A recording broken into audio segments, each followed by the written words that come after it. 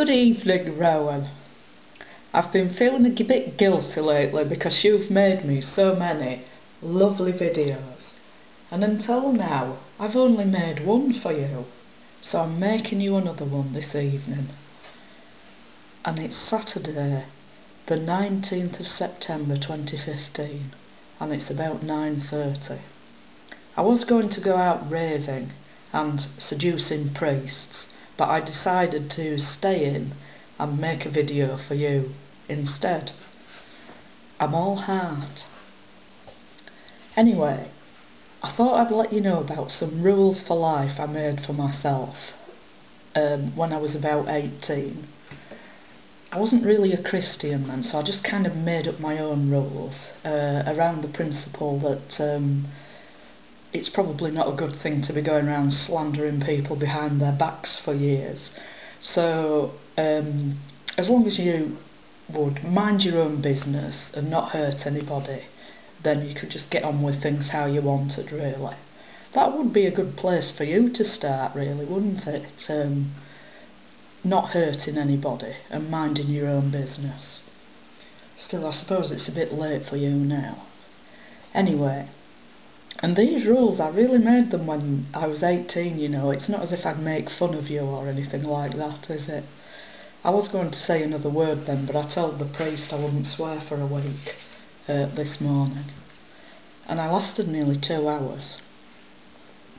Anyway, I'm going to share a couple of these rules for life that I made when I was 18.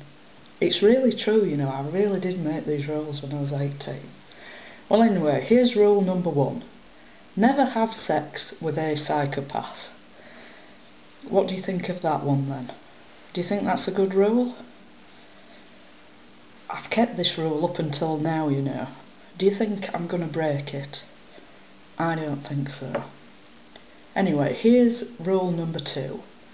Never kiss anyone with a beard. And then it says in brackets, especially women. Well, what do you think of that one then? Do you think that's a good rule? I bet you don't like either of those rules, do you? Anyway, I'm sticking to them. And I thought I'd tell you a little story as well about something that happened to me when I was 17. So you can understand that I was already brushing off dirty old men when I was a teenager, so you never had hope.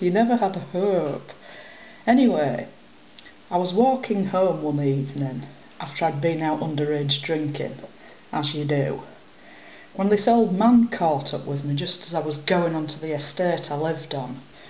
It's one of those estates where all the riffraff live, you know, the people you think are riffraff, who are not important, who you think you can just screw whenever you feel like them, and who you use as political capital for your champagne socialist ideology, which is based on the fact that you think you're superior to everybody else, and has nothing at all to do with concern for anybody.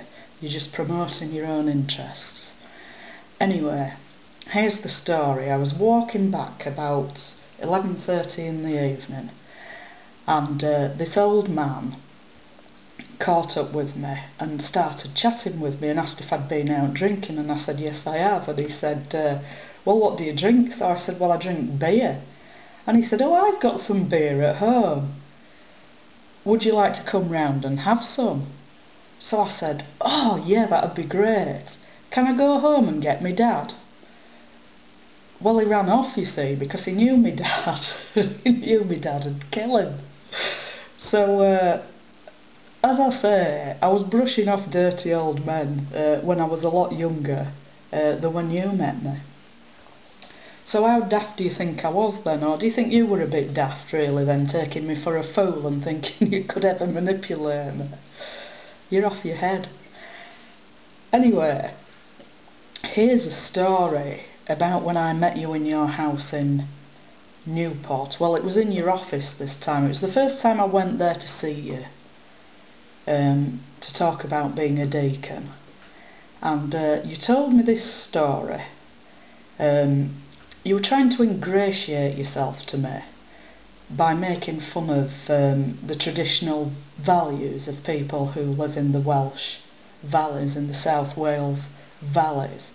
And you said, oh well, a lot of them, they object to women's ordination because they've never had any experience of it, and they just say things like, I don't like it, Vicar. And you did an impression of a South Wales Valleys accent when you said that, when you said, I don't like it, Vicar. Well, I was quite taken aback and embarrassed by this story, because you see, you just insulted me. Because you were making fun of people who were exactly like the people I grew up among. You know, like the people in the South Wales valleys, the mining communities, exactly like the mining community I'd grown up in Yorkshire. And you were making fun of people just like people I grew up with, my friends and members of my family. You were making fun of them. And you're so dumb, you don't even know that. You didn't even know. You thought you were ingratiating yourself to me when you said that. It was quite embarrassing. I was embarrassed for me and I was embarrassed for you. And that was when I first began to think that your alleged genius might not be all it was cracked up to be. You're not a genius. You're a fool. You're very good at conniving and making people think you know things that you don't know. But you use so many strategies in convincing people that you have authority when you're speaking, by putting on different accents and raising your voice an octave and so on. If there was any substance to what you were saying, you wouldn't even need to do that. People could just look at the content of what you said and see that it was reasonable. It's only because it's not reasonable and it's total garbage that you even employ these strategies. You're a confidence trickster. Anyway, that's my second video, so I hope you enjoy it. And if I don't go out hell raising tomorrow evening, like I usually do, I might make you another video as well. And if I keep thinking of these things, then I might just keep making videos, because you've made quite a lot, haven't you, to be sniping at me and writing articles like the one you wrote about the Pope in the New Statesman that I haven't commented on yet, but you were sniping at me in that as well. And I just don't know why you bother, because you make me laugh. You're so pathetic. Putting on stupid voices about a hen wandering from her eggs.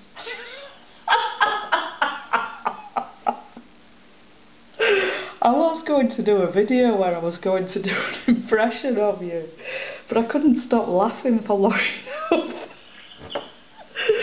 If I ever manage to do it without you know, just ruining it by laughing all the time, then I'll make this video of you going on about hens wandering from their eggs and they'll never hatch. I'm sorry, but you just don't grow up in Cardiff and Swansea and end up sounding posher than the Queen. What a total idiot. What an idiot.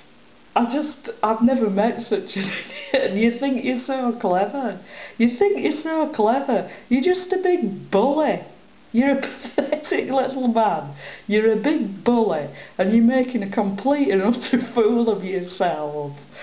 You're just digging yourself in deeper. Just pack it in.